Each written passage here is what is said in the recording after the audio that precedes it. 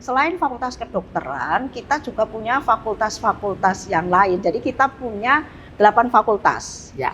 Fakultas kalau yang di sana gedung yang megah ada Twin Tower itu, Ya. itu ada fakultas kedokteran umum, kedokteran hewan, fakultas pertanian, lalu kemudian ada FKIP. Oke. Yang di sini kita Sebelah punya kiri ya? ada yang di belakang ada juga mini tower, itu punyanya fakultas hukum, fakultas ekonomi, ada FISIP, lalu kemudian ada teknik. Jadi 8. Ada 8 fakultas. 8 fakultas. Kita memang memperbaiki kurikulum, yang kurikulum sekarang kan namanya OBE itu. Tetapi OBE ini belum dilaksanakan secara boleh dikatakan optimal. Kita mulai memperbaiki kurikulum itu dengan cara kita melihat sebetulnya industri, lapangan pekerjaan itu membutuhkan apa sih sebetulnya. Nah, itu kemudian kita adopsi di setiap fakultas. Tidak cukup itu saja, mereka kita magangkan. Oke. Jadi mereka kita magangkan di mana di dunia usaha tersebut sehingga mereka punya keterampilan. Dan ini sangat berdampak.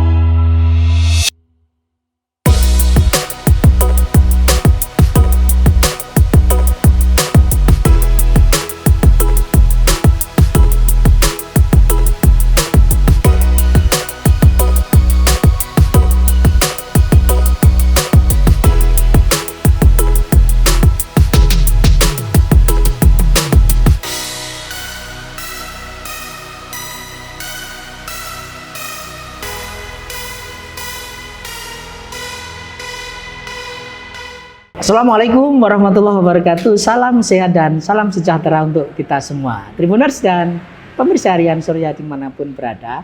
Kali ini saya berada di kampus Universitas Wijaya Kusuma Surabaya. Salah satu kampus terbaik dan cukup tua di Surabaya. Tribuners, PTS Universitas Wijaya Kusuma adalah PTS pertama yang memiliki fakultas kedokteran di Jawa Timur. Nah, ini kita akan ingin mengetahui lebih banyak lagi tentang Universitas Wijaya Kusuma ini dan apa yang menjadi inovasi ke depan untuk mencetak sumber daya manusia unggul demi kemajuan negeri ini. Dan untuk itu saya sekarang sudah bersama Ibu Profesor Dr. Insinyur Roro Nugraheni Susantinah Wisnujati MSc, Rektor Universitas Wijaya Kusuma Surabaya. Assalamualaikum, selamat pagi. Waalaikumsalam warahmatullahi wabarakatuh. Terima kasih sudah diundang di kampus luar biasa ini. Asri Bu, banyak ruang terbuka hijaunya di Universitas Wijaya Kusuma ternyata. Matur nuwun, saya juga terima kasih Tribun bisa datang ke Universitas Wijaya Kusuma Surabaya. Rektor, kalau awal Desember begini mahasiswa ini musimnya apa? UTS atau sudah menjelang UAS ya? Ini mereka masih UTS, jadi kemarin mereka UTS, kemudian lanjut perkuliahan lagi. Langsung, ini ya, masih ya padat-padatnya ini. Ya, ini padat-padatnya. Terima kasih bisa meluangkan waktunya. Iya. Direktur, kita tahu persaingan kampus ya, terutama swasta ya, cukup ketat ya tantangan ke depan. Di tengah PTN-PTN ini berlomba-lomba untuk menjaring mahasiswa dari jalur mandiri. Nah, kondisinya UPKS sendiri bagaimana, Rektor? Jadi memang Universitas Wijaya Kusuma Surabaya ini sudah dikenal oleh masyarakat. Jadi ini menjadi kekuatan kami karena Universitas Wijaya Kusuma Surabaya itu telah menunjukkan beberapa bukti nyata langsung, misalnya saja seperti Fakultas Kedokteran misalnya. Fakultas Kedokteran kita ini telah menelurkan lulusan-lulusan terbaik. Ya. Jadi kalau misalnya ada Dokter Billy, jadi Dokter Billy itu adalah menjadi direktur Rumah Sakit Suwandi. Itu lulusan Universitas Wijaya Jadi, Surabaya. warga Surabaya pasti mengenal lah ya. Iya. Rumah Sakit Dr. Suwandi, Dr. Iya, Billy ya. Dr. sekarang Billy. ya. Lalu kemudian juga Dokter Andin. Hmm. Jadi Dokter Andin ini wakil direktur di di Rumah Sakit Delta Surya. Iya. Lalu kemudian ada lulusan kita yang menjadi Menteri Kesehatan di luar negeri di Timor Leste. Luar biasa Nah, ini, Bu sehingga Rektor, ya. dan kita ini memang universitas boleh dikatakan sudah 44 tahun, Bapak. Jadi Sudah lahir berdiri tahun 19 Juni tahun 1981. 44 Jadi tahun. sudah 44 tahun. Nah, selain fakultas kedokteran, kita juga punya fakultas-fakultas yang lain. Jadi kita punya 8 fakultas. Ya. Fakultas kalau yang di sana gedung yang megah ada Twin Tower Ya. itu ada fakultas kedokteran umum, kedokteran hewan, fakultas pertanian, lalu kemudian ada FKIP. Oke. Yang di sini kita Sebelah kiri punya ya? ada yang di belakang ada juga mini tower itu punyanya fakultas hukum, fakultas ekonomi, ada fisip, lalu kemudian ada teknik. Jadi Ada 8 fakultas. 8 fakultas. Lalu kemudian juga kita punya 29 program studi. Ya. Nah, kemudian banyak secara SDM memang secara SDM kita memang memiliki guru besar, kemudian juga yang sudah lektor kepala, Ya. lalu yang dikenal oleh mereka salah satunya itu adalah karena gedung kita. Ya, gedung ini ikonik ini, ya, ikonik Bu memang gedung kita. Rektor ini. ya. Iya, memang gedung. Lalu kemudian memang promosi-promosi melalui digital digital itu membuat anak-anak muda kan sekarang lagi Iya. Ini saya lihat tadi timnya anak-anak muda semua ternyata ini, iya, Bu. jadi mereka Rektor. memang mendekati anak-anak mahasiswa itu Ya. dengan cara menggunakan digitalisasi. Ya. Nah, lalu kemudian juga ada promosi-promosi. Jadi kita memang menyampaikan promosi tidak berhenti. Ya. Jadi ya. tidak berhenti itu artinya ya kita terus ada pertemuan dengan siswa-siswa seperti Ya. itu, Bapak ya. Bu Rektor, Mm. Ibu Rektor ini kan baru dilantik ya, setahu Iya, saya September kemarin. Baru 4 bulan. 4 bulan, Jadi berarti ya, Juli Juli 2000. kita ya. Nah, ini mungkin Bu Rektor bisa cerita kira-kira transformasi apa sih yang ingin dilakukan Bu Rektor untuk makin meneguhkan bahwa UWKS ini menjadi salah satu kampus terbaik baik di Indonesia maupun mungkin bisa di tataran global. Iya, Bu terima Rektor. kasih. Nggih. Memang begini, saat ini kita harus sudah memasuki era digital. Itu ya kuncinya. Jadi- itu sebenarnya di transformasi digital. Iya, ya seperti Bu contohnya Rektor. Surya. Saya kemarin datang, mohon maaf, saya melihat Surya begitu hebatnya. Alhamdulillah. Jadi artinya saya melihat Surya ini memahami bahwa sekarang itu era digital. ya. Sehingga panjenengan bisa bertahan sampai ulang tahun ke-36. Oh ya, selamat ya. Terima kepada kasih Bu Surya Rektor. Tribun ya. Itu sampai 36 tahun itu kan menunjukkan bahwa memang keberhasilan kita harus masuk kepada era digital. Iya. Dan kita besok saya cerita besok Ya. itu ada dosen kita yang mendapatkan award dari Acer. Oh. Jadi besok di Jakarta di Rasuna Said Ya. salah satu dosen yang memiliki kurikulum yang berbasis digital. Oh. Jadi lebih ditingkatkan Hmm. begitu. Nah, jadi pertama memang kita menerapkan digitalisasi dalam segala hal, Oke. mulai sampai juga seperti kayak keuangan. Jadi kalau selama ini kan kalau keuangan Warek 1 itu merekomendasi itu bukan berdasarkan like and dislike, Oke. tetapi karena memang sudah punya program bahwa dalam 1 tahun itu berapa. Lalu kalau yang mereka punya setiap fakultas itu ada MA-MA-nya sendiri. Jadi kalau memang lebihi ya pasti Jadi- dicoret dengan si warga jadi ini. nggak bisa Bu ya ini orang saya, ini Nggak orang saya nggak bisa, nggak ya. bisa, Semuanya Sabun, ya. jejak digitalnya Ya, terekam dengan jelas. Betul. Lalu Oke. kemudian yang kedua Ya. mengenai internasionalisasi. Ya. Nah, saya ini memang salah satu yang menyebabkan saya itu dipilih Ya. menjadi rektor itu salah satunya karena saya sudah membiasakan diri untuk conference kerjasama internasional. Oke. Karena apa? Kalau misalnya di dalam akreditasi kita memiliki banyak pengabdian masyarakat, tetapi kalau kemudian tidak ada pengabdian masyarakat yang internasional, maka itu nilainya kecil. Oh, Padahal gitu, satu atau dua saja Ya, pengabdian ya. masyarakat internasional itu pasti nilainya besar. Lalu yang kedua adalah kolaborasi penulisan internasional. Oke. Nah, itu sehingga yang pertama digitalisasi, yang kedua adalah internasionalisasi.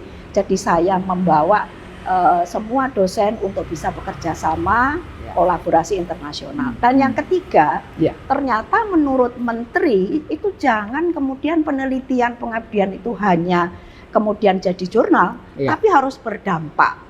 Nah, sehingga pengabdian masyarakat kita pun juga harus ke luar negeri bekerja sama. Jadi kemudian kemarin dari FKIP memberikan seperti kayak sekolah untuk anak-anak yang mereka itu jadi perkawinan orang Indonesia perempuan dengan orang Malaysia. Nah, mereka ini boleh dikatakan kurang diakui lah anak-anak ini. Sehingga siapa yang bertanggung jawab? Jadi kita FKIP ke sana untuk kemudian memberikan seperti sekolah, seperti itu. Lalu kemudian di Malaysia berarti di Malaysia. Jadi mereka ke sana. Kita WKS pergi ke Malaysia. Ke Malaysia. Oke. Dan kita didukung oleh konjen di sana. Oke. Untuk menarik, kamu bisa di sini berapa lama boleh, karena anak-anak sekolah ini kan tidak bisa seperti kayak pengabdian di sini, harus continue. Lalu kemudian yang kedua yang digarap oleh Fakultas Hukum itu adalah mereka memberikan konsultasi hukum hak-hak mereka sebagai TKW di Malaysia. Karena memang banyak tahu Bapak Berso bahwa permasalahan TKW itu kan seperti kita ketahui ya, mestinya bagaimana mereka memahami apa yang menjadi hak dan kewajiban mereka. Itu dari WKS sampai ke situ. Karena gini Bu, Rektor, kemarin itu pemerintah Gresik juga berinisiatif bagaimana anak-anak TKI di sana itu bisa sekolah. Nah, mungkin ke depan bisa kolaborasi dengan pemerintah daerah. Ya, bisa. Jadi memang itulah yang dimaksudkan dengan berdampak. Kita akhirnya memperbanyak kerjasama dengan pemerintah daerah agar pemerintah daerah itu bisa mendapatkan manfaat dari kita. Seperti contohnya kerjasama yang sudah dilakukan, misalnya kebijakan-kebijakan yang terkait dengan kemiskinan. Ini yang ahli ini adalah Fakultas Pertanian. Jadi Fakultas Pertanian itu selalu menemani pemerintah daerah untuk membuat istilahnya RAD, rancangan aksi daerah penyelesaian masalah kemiskinan. Nah, lalu tidak hanya rancangan aksi daerah, tetapi bagaimana selanjutnya evaluasinya. Nah, karena biasanya nyun sewu di kota kabupaten itu mereka sudah kerepotan dengan banyak yang dari kementerian, maka kita membantu untuk kemudian bikin rancangan aksi daerah, termasuk evaluasinya juga. Seperti itu strategi. Tapi gini Bro, saya kira yang terpenting yang diharapkan masyarakat itu adalah bagaimana para alumni WKS ini terserap di lapangan pekerjaan. Ini mungkin bisa dijelaskan betul. Apa sih yang bisa kita lakukan agar para alumni bisa lebih terserap di dunia kerja. Jadi yang jelas ini akan dilakukan sih oleh universitas-universitas yang lain begitu. Tetapi kita lebih stressingkan kepada yang pertama, kita memang memperbaiki kurikulum yang kurikulum sekarang kan namanya OBE itu. Ya OBE. semua juga memang melakukan itulah ya Nah. OBE itu. Tetapi OBE ini belum dilaksanakan secara boleh dikatakan optimal. Oke. Jadi OBE ini adalah objektif. Jadi pembelajaran di universitas yang orientasinya itu kepada impact atau dampak. Ya, yang tadi. Jadi bukan hanya memberikan kuliah gitu saja, tetapi harus dampaknya apa? Ya dampaknya mahasiswa ini bisa terserap di tempat kerja. Nah, caranya kemudian kita mulai memperbaiki kurikulum itu dengan cara kita melihat sebetulnya industri lapangan pekerjaan itu membutuhkan apa sih sebetulnya. Nah, itu kemudian kita adopsi di setiap fakultas. Jadi ada fakultas teknik, mereka sebetulnya tidak cukup itu saja, mereka kita magangkan. Jadi mereka kita magangkan di mana di dunia usaha tersebut sehingga mereka punya keterampilan. Dan ini sangat berdampak. Yang sudah kita terapkan itu jadi kelulusan yang kemarin dari tracer study itu sudah mulai kelihatan mereka sudah mulai bekerja, bekerja cuman ya kita mengharapkan pekerjaan itu harus juga mendapatkan gaji yang lumayan, bukan terus minimal UMR lah. Masa ya itu jadi PR kita sih. Dunia kerja memang serapannya masih bermasalah. Kalaupun terserap, kesejahteraan karyawan masih tantangan juga ini. Betul. Jadi ini tadi yang saya menyampaikan Bapak Nyun Sewu.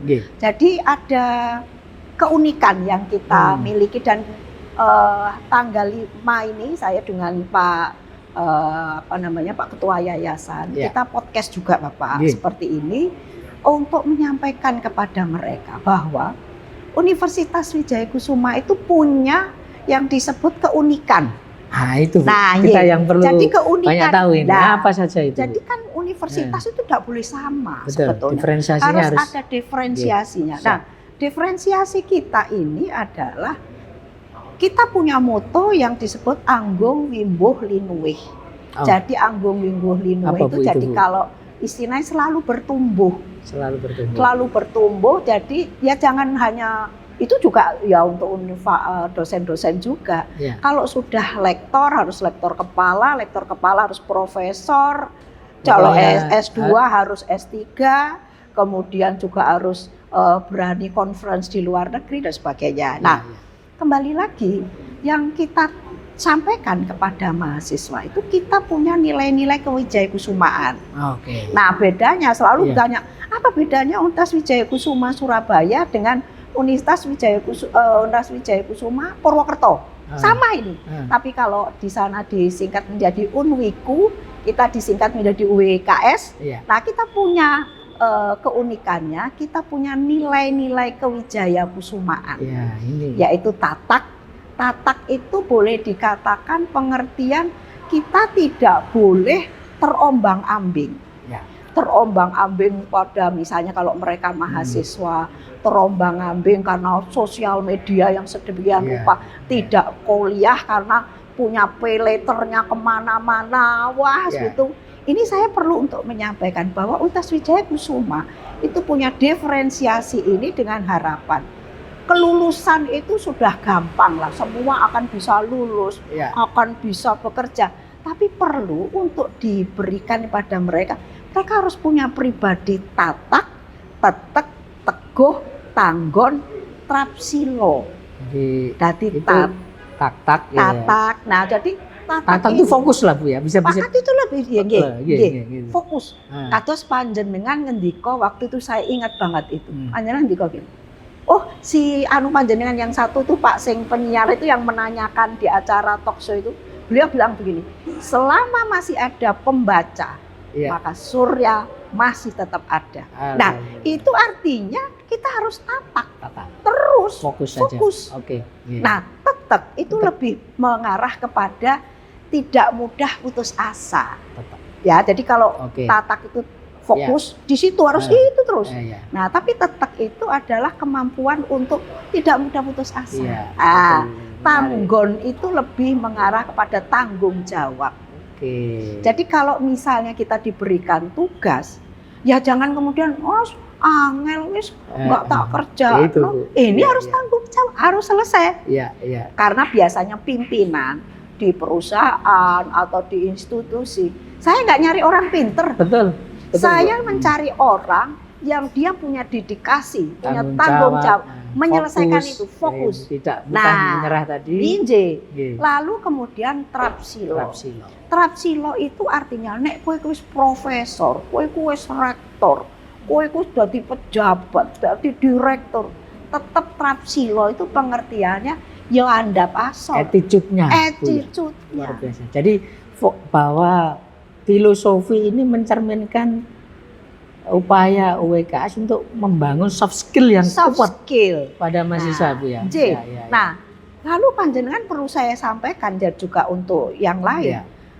Universitas Wijaya Kusuma Surabaya itu sampai mengeluarkan dana sedemikian rupa untuk membekali anak-anak ini untuk memahami tatak tetek tangguh trapsilo itu diperjalankan karena sebetulnya Universitas Wijaya Kusuma Surabaya ini adalah Wijaya Kusuma ini jadi putra-putri dari Raden Wijaya. Nah, putra-putri Raden Wijaya ini jadi kita perjalankan mereka dari Mojokerto, di situ ada Trowulan, ada sisa-sisa peninggalan Mojopahit.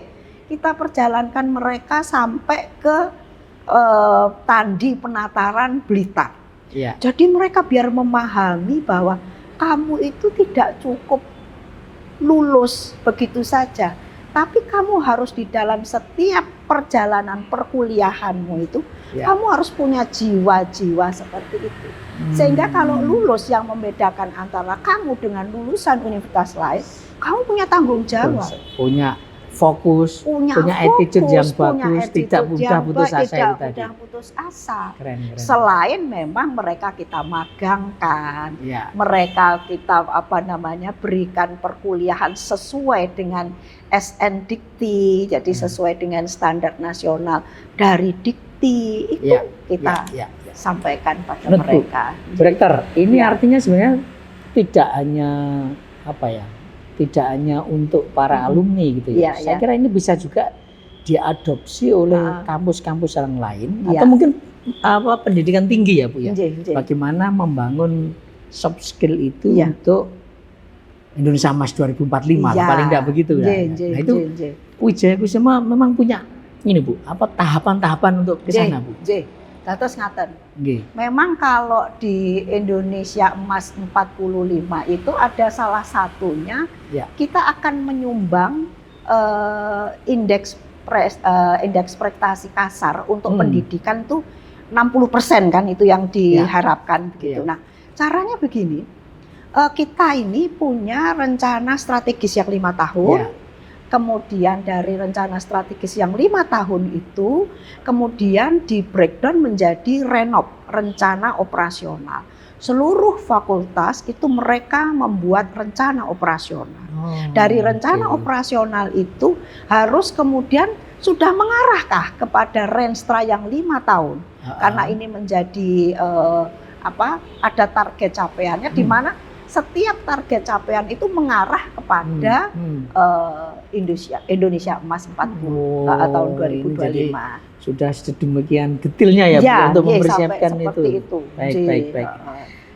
Prof, salah satu keunggulan di WKS ini adalah Fakultas Kedokteran tadi yang disebut dan sudah melahirkan mungkin ribuan dokter di seluruh Indonesia. Ya, betul. Nah, ke depan mungkin ada inovasi khusus begitu, Prof. Bagaimana membangun sinergi dengan terutama di rumah sakit yang kabarnya kita ini masih kekurangan guru, sehingga banyak kampus-kampus yang berlomba-lomba untuk membuka fakultas kedokteran. Nah, ini WKS sebagai salah satu PTS tertua yang menghasilkan dokter bagaimana, Dok? Iya, ini yang perlu saya sampaikan kepada khalayak rame, khususnya untuk Surya Katen. Terima kasih. Jadi Universitas Wijaya Kusuma untuk fakultas kedokterannya karena memang fakultas kedokteran kita ini adalah fakultas kedokteran tertua, gitu ya.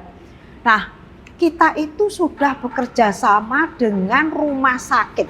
Banyak rumah sakit, kalau boleh saya bacakan itu, rumah sakitnya itu ada rumah sakit mulai tipe A sampai tipe C, jadi A sampai C, ngaten. Nah, itu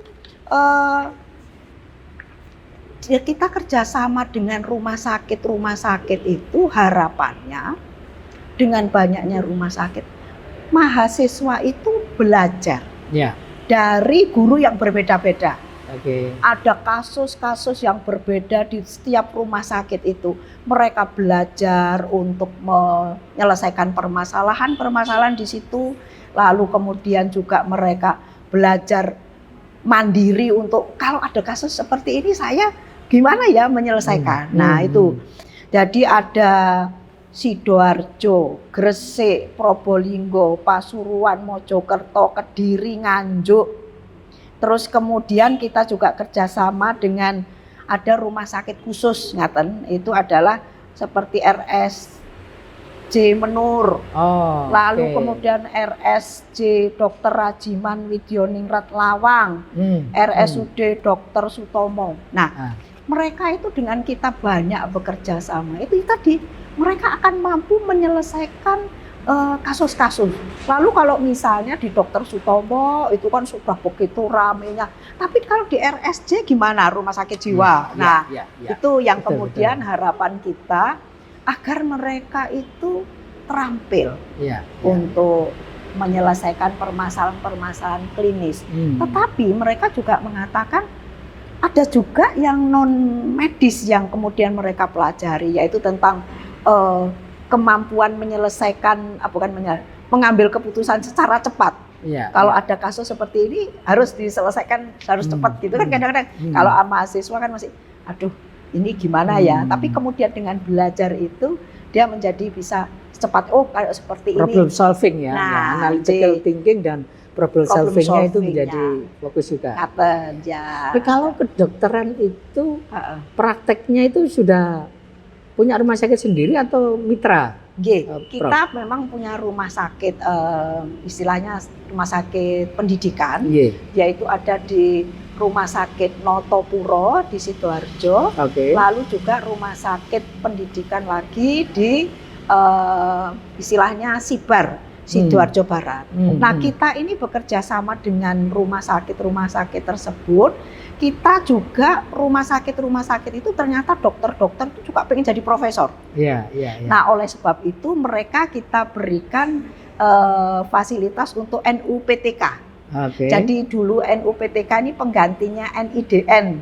Nah, dengan begitu mereka menganggap, oh ya aku jadi dosen gitu loh. Aku kan jadi dosennya mahasiswa UIKS. Jadi mereka akan lebih care. Jadi memberi kesempatan pada praktisi-praktisi untuk ngajar juga. Terus di rumah sakit pendidikan, jadi mereka juga seperti dosen seperti itu kan. Prof, salah satu pilar dari pendidikan tinggi adalah riset ya, saya kira ya. Dan itu pemerintah sekarang ada BRIN sekarang ya. Artinya juga akan fokus ke sana. Bagaimana WKS menyambut itu, Prof? Jadi begini memang. Terutama untuk kedokteran ya. Jadi kedokteran ini memang sudah memiliki, bahkan mereka itu dari penelitian mereka itu ada penelitian yang mandiri kedokteran, ada penelitian yang mereka kerjasama. Nah, yang penelitian itu lalu kemudian mereka abdikan kepada masyarakat. Jadi Fakultas Kedokteran ini punya pondok osteoporosis. Nah, ini banyak didatangi oleh ibu-ibu yang sudah sepuh-sepuh. Pondok ini itu sebetulnya hasil penelitian dari Dr. Ibrahim. Sehingga dia membuat pondok, dari pondok itu dia juga akhirnya melakukan pengabdian masyarakat. Dan itu dia perbaiki terus dari hasil dia mendampingi itu, kemudian dia melihat, ini perlu saya teliti, kok ada kasus lagi seperti diteliti lagi. Dari hasil penelitian dia abdikan ke masyarakat melalui pondok tersebut. Istilahnya pondok ini klinik atau Ya Tempat boleh dikatakan pusat- tempat pusat penelitian begitu Bu, ya. penelitian mereka. Nah, Ye. yang tadi osteoporosis itu Ya, Dr. ada Ibrahim. juga karena kita kemarin Surabaya dan juga Jawa Timur stunting. Oke. Dokter Ailing ini dia concern ke stunting. Oke. Jadi dia punya pondok stunting. Oh. Lalu juga gitu. ada, Iya, iya. apa, Tapi istilahnya pondok itu tempatnya di sini atau di mana, Dok? di Prof. deket yang mereka punya, misalnya deket rumah, Oke, seperti yang mereka ya, juga ya, bisa ya. intens Oke, gitu. oke, oke. Tapi mereka menyebutnya sebagai pondok. Ah. Lalu ada paru, Hmm. pondok paru ini Dokter Farida. Hmm. Jadi Dokter Farida ini karena begini, tentu saja dengan adanya pondok-pondok itu dan itu kan pengabdian masyarakat bisa datang ke situ, Oke. tapi itu juga menjadi bahan penelitian. Oke, oke. Karena kan oke. kalau Iya, kita iya. tidak punya tempat untuk akses, Ya, ya biasanya ya. kalau dosen itu untuk mencari akses itu kan Ya. untuk penelitian harus ke Bakes Bangpol ya, kalau Betul, untuk mahasiswa atau Iya. dosen ke Bakes Bangpol untuk dapat bisa masuk di situ. Nah, dengan pondok-pondok ini harapannya dokter-dokter bisa melakukan penelitian lanjut. Tapi juga melayani kebutuhan pasien juga, Prof. Iyalah, pastinya. Oh, oke. Jadi mereka juga dengan Jadi ini begitu semacam klinik klinik menerima pasien, nanti ada yang osteoporosis, tapi terkait stunting, gitu, bukan macam-macam. pondoknya Pondok sendiri. sendiri-sendiri, Ya, oke. jadi pondoknya sendiri Oke. karena mereka kan dokter-dokter ini punya istilahnya kalau sekarang itu ada pohon Iya. pohon penelitian, jadi mereka sudah Iya. pakaran lah Iya, oke, istilahnya. oke, oke. Ada Ini- kepakaran Iya, sehingga iya. terpisah. Jadi ini gitu. betul-betul langsung dampaknya ke masyarakat. Kepada ya. masyarakat. Dan itu diinisiasi oleh dokter-dokter Dokter- alumni Universitas Wijaya Kusuma. Iya, mereka Surabaya. adalah alumni. Jadi Oke. dokter Ailing, Oke. dokter Farida, kemudian juga dokter Ibrahim memang Dan kemudian mereka juga diberikan kesempatan untuk ngajar juga. ngajar. Memang Mantul. beliau adalah dosen-dosen. Oke. Sekarang masih mengajar ya. Luar biasa. Ah. Prof, tadi disebutkan bahwa banyak alumni ini sudah kemana-mana seluruh Indonesia, Ya, termasuk ya. di luar negeri di Timor Leste. Ya, Barangkali ya. ada kerjasama khusus, Prof, Ada, terkait ada. kesehatan dengan luar negeri. Kita kalau sekarang memang kita kerjasamanya dengan Timor Leste. Oke. Ya, dengan Timor Leste Ya. karena memang kita punya alumni lah Ya. di sana. Tetapi dalam waktu ke depan ini ya kita akan lebih memperbanyak kerjasama itu, terutama untuk yang luar negeri. Iya, Ya, iya. yang paling dekat ya Malaysia biasanya karena Malaysia, ya, Timor Leste. Timor Leste. Itu. Ya, ya, ya. Baik. Itu. Prof, hal lain saya tadi sudah dijelaskan bagaimana Ya. upaya untuk meningkatkan kualitas tenaga pendidik ya. Ya, Nah, ya. Terus yang lain mungkin bagaimana upaya untuk meningkatkan peringkat WKS di Iya, iya. nasional maupun di internasional. Terima kasih. Hmm. Jadi peringkat itu bisa kita lihat dari istilahnya PTS unggulan. Ya. Jadi perguruan tinggi unggulan itu LL Dikti itu mengadakan. Iya, oke. Jadi mengadakan biasanya terkait dengan penelitian, pengabdian, terkait dengan pelaporan, administrasi. Iya. Nah, itu kita memang kemarin itu meningkatkan, jadi meningkatkan salah satu yang itu sangat signifikan itu adalah jurnal internasional. Itu Nah, ya. jurnal internasional ini sehingga kita membuat istilahnya percepatan penulisan jurnal internasional bagi kita utamakan untuk yang lektor kepala dengan guru besar. Nah, oke. itu salah satu untuk Ya. penelitian sehingga karena begini, seringkali memang dosen-dosen itu banyak dibebani dengan perkuliahan. Iya. Tetapi saya menginginkan kalau kita ingin meningkatkan ranking universitas, salah satunya harus meningkatkan jurnal-jurnal internasional. Dan jurnal internasional tidak hanya yang bereputasi begitu saja, tapi ya harus top tier Dan berdampak ya. dan berdampak yang seperti penting. itu. Ya, Satu. Kemudian yang kedua, pengabdian. ya. Kita perbanyak pengabdian. Oh ya, untuk yang di Universitas Wijaya Kusuma Surabaya itu ada insentif. Oke. Insentif itu kayak membuat dosen itu bisa meningkatkan, jadi meningkatkan tulisan, pengabdian itu ada dana insentif. Tapi juga ada dana yang diberikan untuk penelitian dan pengabdian secara mandiri. Kemudian yang ketiga, kita juga mendampingi selalu melalui LPPM, itu mendampingi dosen-dosen untuk mendapatkan pendanaan dari Dikti. Melalui Bima. Nah, kita punya asesor. Asesor dari BRIN, yaitu Bu Dr. Lucy Tuni, itu dia jadi asesor BRIN, juga jadi asesor di Bima. Beliau memang saya minta untuk ayo dibantu teman-teman yang mau ke guru besar. Jadi ini dekan dekan kedokteran, lalu dektar fakultas hukum, ini sudah ngebet, saya harus bisa jadi profesor. Nah, sehingga kita memberikan kesempatan mereka. Baik, Prof.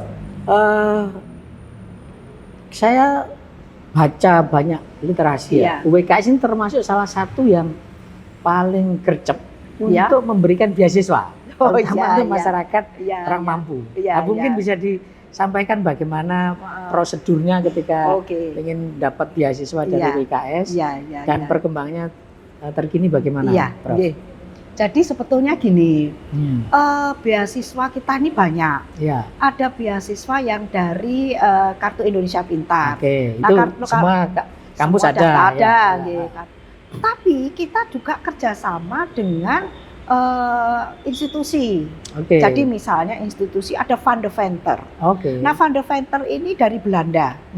Van de Venter ini dia menginginkan lebih banyak mahasiswa yang bisa ikut. Jangan kita ada beasiswanya tuh, itu ada beasiswa. Tapi Van de Venternya bilang, ya jangan cuma dapat beasiswa toh, ikut acara-acara Van de Venter. Jadi Van de Venter itu memberikan mahasiswa itu bisa nulis jurnal internasional. Nah, kita ini kadang-kadang hanya berorientasi pokoknya dapat beasiswa. Enggak. Sekarang tapi ternyata enggak. Kedepannya ada lagi. Ternyata Van de Venter itu juga memberikan penulisan jurnal bagi mahasiswa free. Kemudian Van de Venter memberikan mahasiswa free untuk bisa jalan-jalan, ada bonding dengan anak-anak mahasiswa yang lain. Mereka menjadi kuat secara personal. Lalu kemudian juga dari bank, kita dapat juga dari bank, sehingga mereka mendapatkan. Lalu kemudian masih ada Moduit. Jadi Moduit ini juga memberikan beasiswa. Lalu bank-bank seperti Bank Jatim, ada BCA, kemudian ada BRI. Nah, itu banyak. Jadi bisa sampai yang dapat itu pasti ratusan lebih. Dalam satu periode itu ya, Prof ya. Lalu kemudian, nah ini yang perlu saya sampaikan, Bapak. Universitas Wijaya Kusuma tadi, kan kita selain bekerja sama dengan yang tadi itu, kita kerjasama dengan pemerintah daerah. Nah, ternyata pemerintah daerah itu ada juga bantuan untuk masyarakat miskin termasuk Surabaya. Surabaya Tangguh namanya. Surabaya Tangguh. Kita dapat juga itu. Kita kerjasama juga dengan Pak BHS. Anggota DPR ini dari fraksi Gerindra. Beliau memberikan bantuan ke kita itu dari CSR. CSR-nya. CSR-nya jadi kita berikan ke FISIP. Iya, Pak BHS kan alumni sini ya? Iya, S2. Jadi Pak Bambang Haryo Soekartono itu lulusan S2 kita. Beliau harus sayang sama adik kelasnya. Membantu seperti itu. Lalu masih ada lagi loh, Pak. Masih ada lagi. Jadi karena kita tadi Union Sewu tadi ada yang terlupa. Untuk internasionalisasi kita punya badan kerjasama internasional. Nah, badan kerjasama internasional ini tadi di Bu Dr.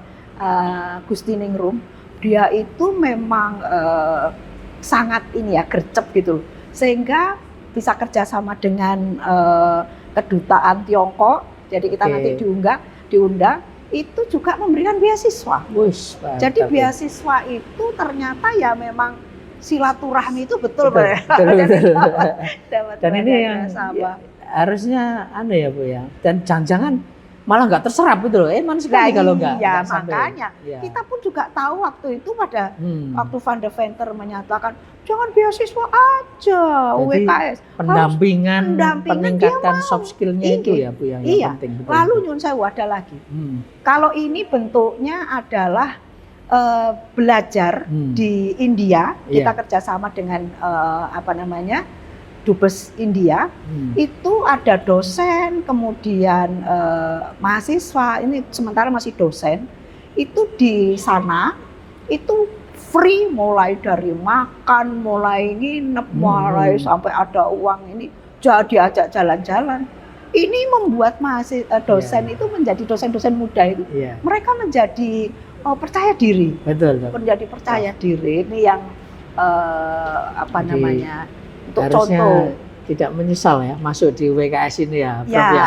Ya, karena memang kalau saya melihat yayasan itu betul-betul serius. Iya, iya. betul. Serius untuk mendukung. Jadi tadi tetek ya, fokusnya itu memang di pendidikan itu. Injil. Jadi tidak sekedar mencari uang ini ya. Iya. Betul, betul. Dan sebetulnya nyun sewu ya, Nggih. Universitas Wijaya Kusuma yayasan ini, beliau itu yang ada di yayasan itu mengupayakan, dosen-dosen, kamu saya buatkan tempat yang nyaman, bekerjalah yang nyaman, gaji juga kita lebih dari gaji pegawai negeri. Jadi Universitas Wijaya Kusuma itu menggaji dosen ya itu lebih dari saya kan NS. Iya. Saya itu dosen DPK gitu ya. Saya melihat teman-teman yang dari lebih bagus ya. Lebih bagus. Prof ya. Lebih bagus. Harapannya Okay. untuk ya kamu bekerjalah dengan baik, Iya. melayani mahasiswa dengan baik, itu harapannya sih ya. Seperti Prof, itu. dari sekian tahun mengabdi di WKS, Iya. barangkali Prof Nugraha ini punya satu mantra ajaib gitu. Apa sih yang membuat siswa itu betah di sini atau pengen belajar di sini? Ya, Apa kira-kira? Salah satunya itu adalah fasilitas. Yang jelas memang ada fasilitas Fasilitasnya ya. oke Fasilitas ya. Gitu ya. ya. Jadi kalau panjangan perso nanti di belakang itu fasilitas untuk mahasiswa. Iya. Itu mereka UKM, jadi unit kegiatan. Jadi misalnya ada band, ada bela diri, Lengkap ada ya, lengkap di belakang itu. Iya. Lalu kemudian perpustakaan yang di sana itu juga ada online, ada buku-buku juga masih ada. Lalu kemudian perkuliahan. Iya. Nah perkuliahan ini di setiap kelas, nanti kalau panjenengan bisa masuk di kelas-kelas itu ada smart class, lalu kemudian juga ada istilahnya itu kayak setiap untuk mereka pakai pengeras suara, terus kemudian jadi kegiatan-kegiatan untuk mendukung digitalisasi dalam pembelajaran itu disiapkan. Jadi bikin jadi bikin betah ya, jadi rumah kedua para mahasiswa. Mereka memang. Kalau kegiatan ekstrakurikulernya juga difasilitasi penuh oleh difasilitasi penuh pas ada dana ya, ada dananya semua ada. Bahkan kita dari Warek yang baru ini dia menginginkan kegiatan mahasiswa itu minimal itu harus dipastikan mereka itu berangkat pulangnya harus kita pantau di sana juga. Ini kan itu perlu biaya pasti ada ada pendamping ya. Jadi itu ada biaya untuk pendamping sehingga memastikan mereka melaksanakan itu dengan baik. Jangan asal wes dilaksanakan nggak boleh. Harus dampaknya ini apa. Jadi saya kadang-kadang saya juga menanyakan, iki maksudnya apa kamu? Untuk apa? Kalau kamu mendampingi teman adik-adikmu, ini maksudnya apa? Jadi saya juga ikut menanyakan pada mereka gitu. Jadi harusnya memang betah ini di kampus WKS. Terus sewu ada lagi. Apa itu? Selain mereka itu ada fasilitas-fasilitas itu, dosen-dosen mohon maaf, dosen-dosen itu kadang itu kalau mereka masih belum punya uang, kadang dikasih. Kadang-kadang Iya, ya, tapi itu memang iya, kasus iya, per kasus iya, ya. Tapi iya. itulah ya yang membuat Kayak hubungan. benar-benar apa? Membangun kekeluargaan Iya, ya, semangat maksudnya membangun kekeluargaan. Ya. kekeluargaan gitu. Iya, Jadi iya, iya, iya. membuat mereka betahnya itu Kayak seperti itu. ini bapak kedua. Iya, Bapak kedua. gitu. Prof, ini pertanyaan terakhir, Prof. Nggih. Bagaimana harapan dan apa ya? Permohonan lah kepada Iya. pemerintah Iya. agar kampus ini memang betul-betul menjadi pusat candra di mukanya untuk mencetak sumber daya manusia yang unggul di Indonesia demi kemajuan Indonesia. Iya, matur nuwun. Nggih. Matur nuwun. Jadi memang kita ini punya seperti namanya APTISI. Jadi Iya. APTISI ini Asosiasi Perguruan Tinggi Swasta Iya. yang kemudian kita juga secara periodik untuk menyampaikan keluh kesah lah, boleh ya, boleh bukan keluh kesah lah, saran seperti itu untuk kemudian kita menyampaikan kepada LL Dikti. Oke. Jadi dari kita kan LL Dikti 7 kita menyampaikan bahwa universitas swasta Iya. itu, dan sekarang memang LL Dikti tidak hanya menangani universitas swasta tapi juga negeri, itu harapannya untuk kita bisa bersinergi. Oke, kuncinya itu ya. Kita Prof, harus ya. bisa bersinergi karena apa? Yang swasta itu bisa mendapatkan tempat untuk bisa penelitian karena yang negeri itu tempat praktikumnya itu lebih Ya. bagus seperti itu. Lalu kemudian dia juga punya banyak sarana prasarana. Nah, kita bisa kolaborasi untuk meningkatkan iptek. Betul. Baik, Tribuners dan pemirsa harian Surya dimanapun berada, itu tadi obrolan saya dengan Ibu Profesor Dr. Insinyur Roro Nugraheni Susantina Wisnujati MSI, Rektor Universitas Wijaya Kusuma Surabaya.